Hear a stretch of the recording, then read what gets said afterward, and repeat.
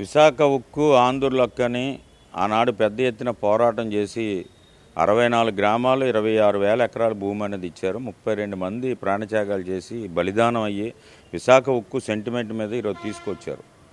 విశాఖ ఉక్కు మరింత సెంటిమెంట్ మీద తీసుకొచ్చిన విశాఖ ఉక్కుని కేంద్రంలో బీజేపీ ప్రభుత్వం వచ్చిన కాడి నుంచి కూడా దాన్ని ప్రైవేట్ పరం చేయడానికే చూస్తుంది. కరోనా కష్టకాలంలో కూడా నేటి వరకు కూడా ఇంచుమించు 4 సంవత్సరాల పైచిలుక విశాఖ ఉక్కు ఆంధ్రులక్క అనే నిరాహార దీక్షలు అనేవి జరుగుతూనే ఉన్నాయి.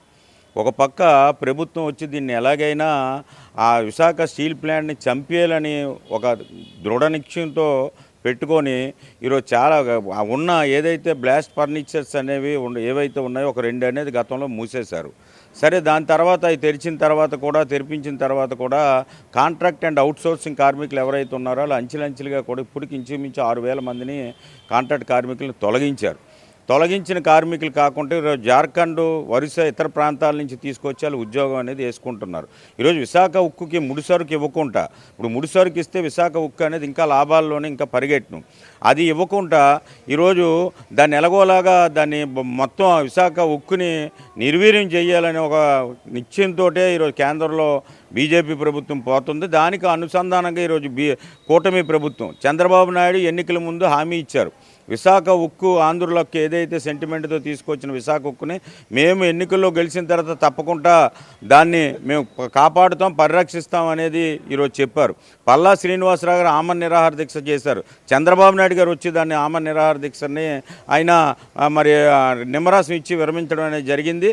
ఈరోజు మరి పల్లా శ్రీనివాస్ గారే అవాకులు చవాకులు మాట్లాడే పద్ధతులు ఈరోజు ముందుకు పోతున్నారు. మనం చూసాంగా సమ్మిట్ జరిగింది. ఇక్కడ సమ్మిట్ జరిగితే చంద్రబాబు నాయుడు గారు చెప్తారు, ఆయన తెల్లేనికల కింద ఈరోజు ఎవరైతే ఉన్నారో ఎంప్లాయీస్ అనేది ఆ విధంగా ఈరోజు గాడి కట్టి, రెండోది విశాఖ ఉక్కులో పనిచేస్తున్న కార్మికులు ఎంతైతే పనిచేస్తారో అంతే జీతం ఇస్తామని చెప్తున్నారు. ఎంత దౌర్భాగ్యం అంటే, మీరు కాపాడుతానని చెప్పి ఈరోజు విశాఖ ఉక్కుని అనేది ప్రైవేట్ పరంలోనే మొత్తం దాన్ని అమ్మే విధంగా బీజేపీ ఏది చెప్తుందో అదే పందాలో మీరు ముందుకు పోయే పద్ధతిలో ముందుకు పోతున్నారు.